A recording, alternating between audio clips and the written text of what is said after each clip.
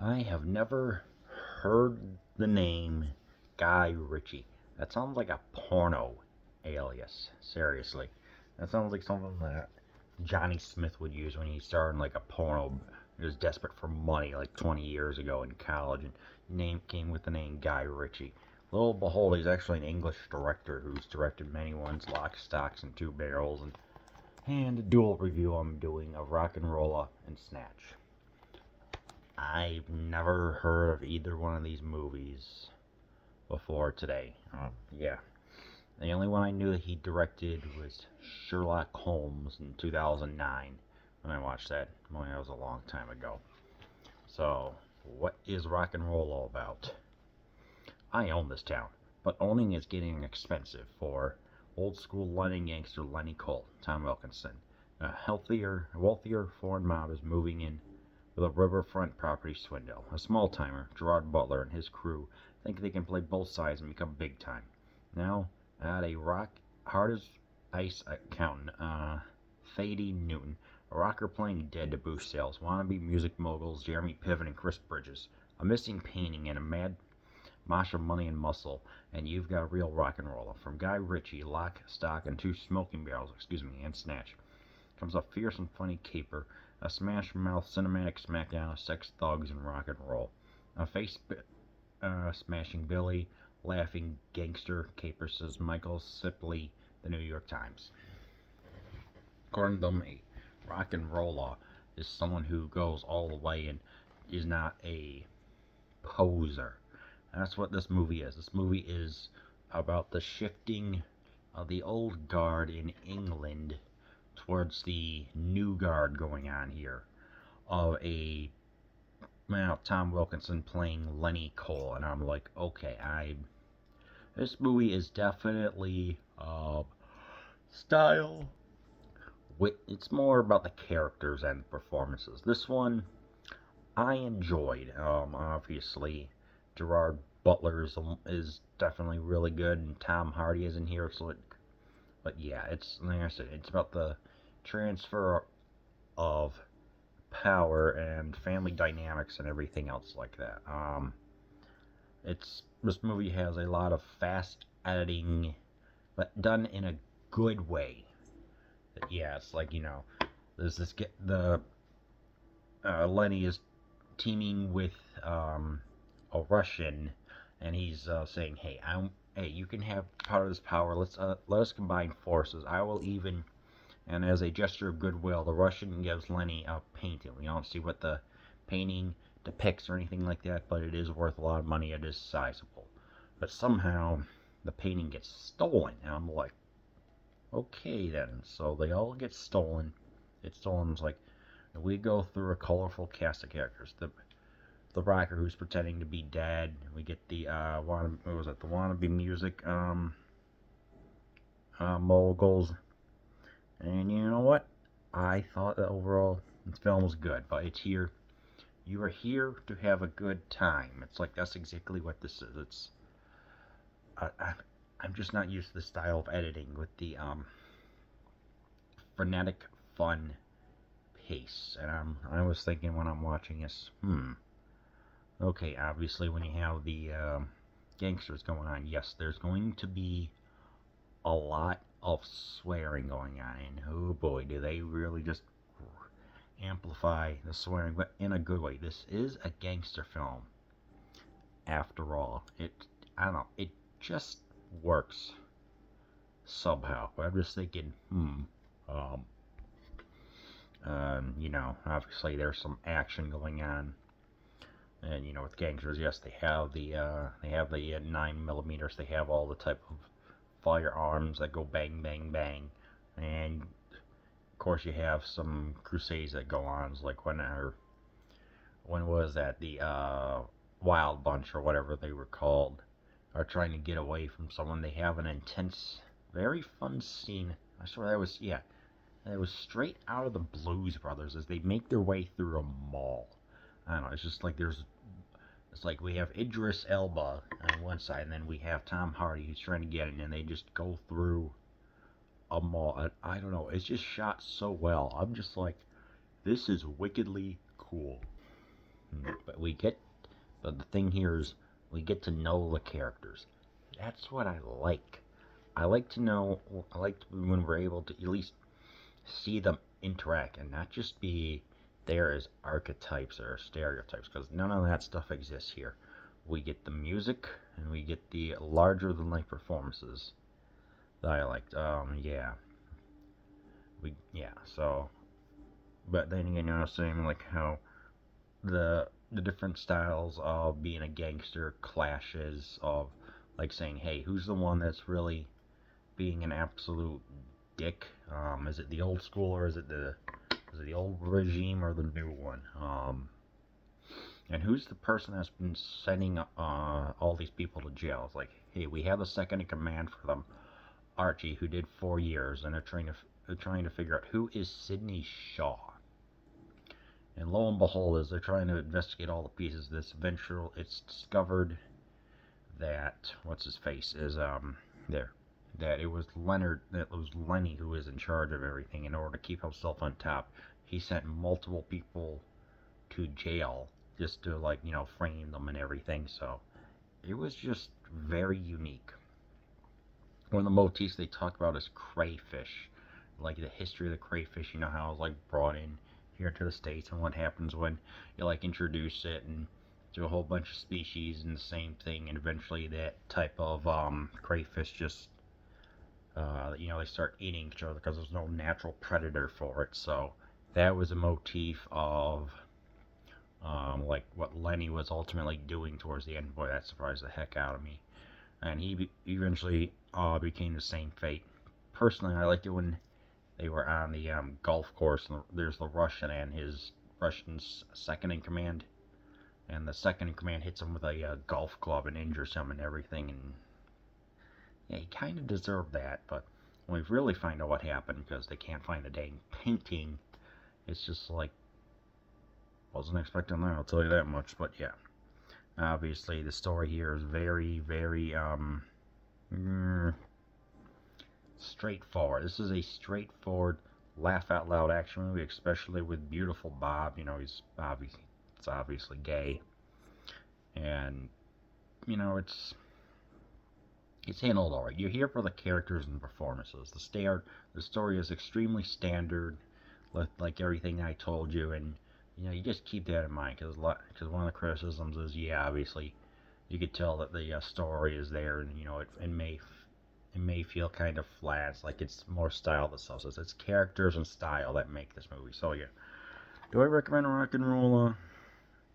If you want to have a good time with great characters, you even have a woman right there.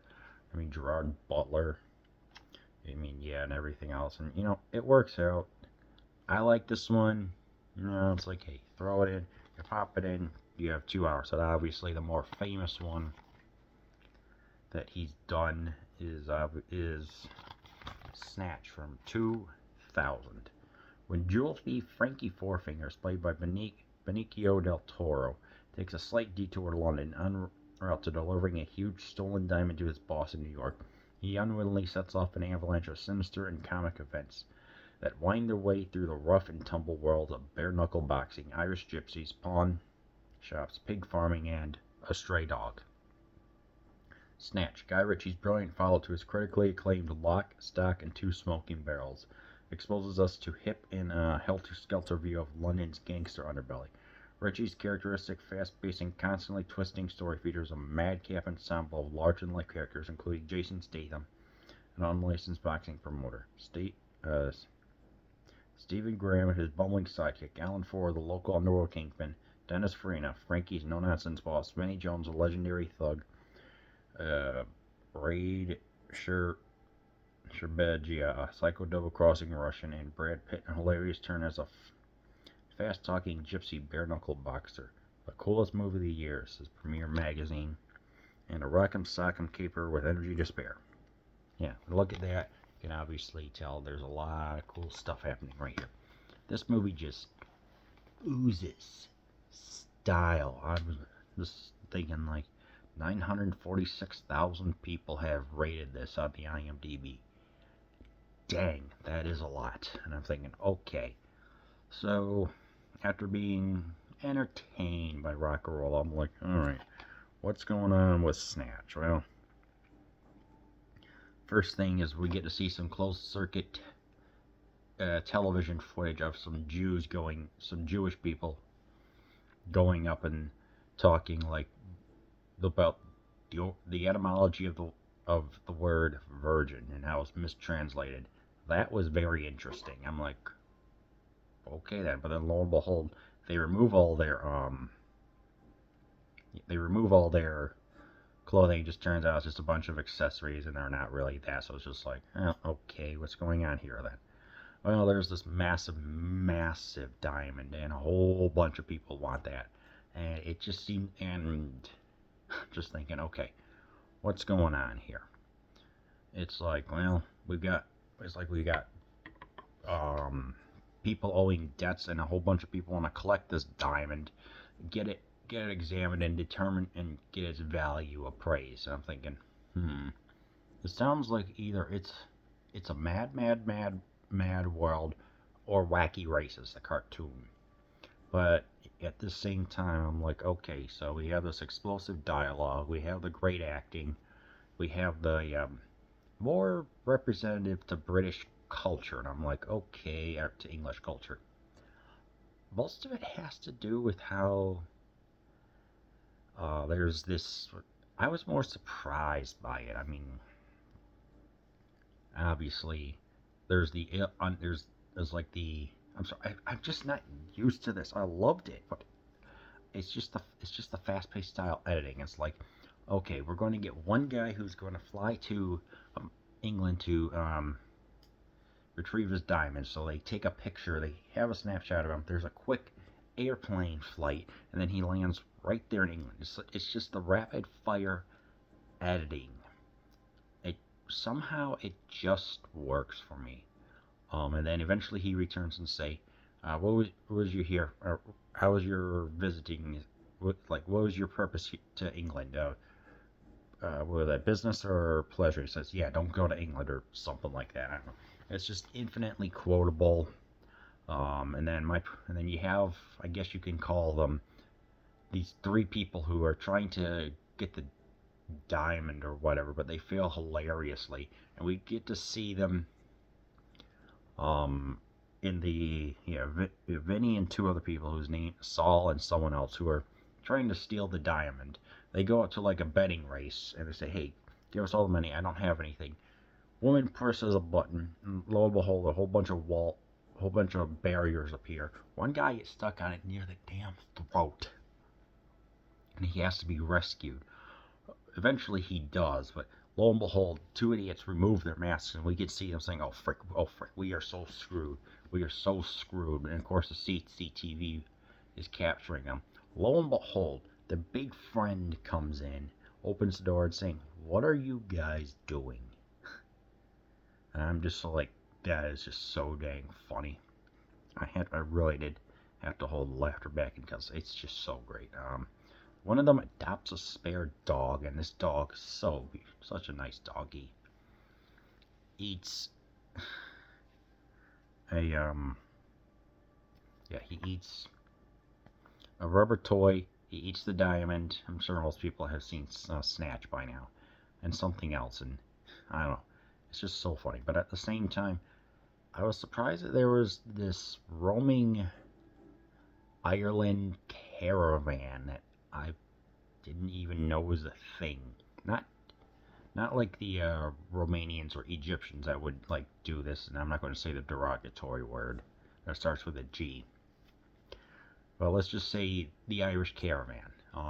There's also another word that's turnpike, and you can remove the turn, and you can have another derogatory term that I'm not going to say, so we'll just call them the Caravan. They do look out for one another, and you can see their own culture and how they have distrust of the certain Irish government officials or whatever. I don't know, but somehow just this interwoven storyline of how they got screwed over by this big time promoter. Which guy was I think it was it Bricktop or someone else? It was Tommy, I think. Because this guy right here owes a debt. I think one of these two are a boxing promoter who went and interfered with the Irish Caravan, you know, burning down, yeah, Mickey's, Brad Pitt's character's,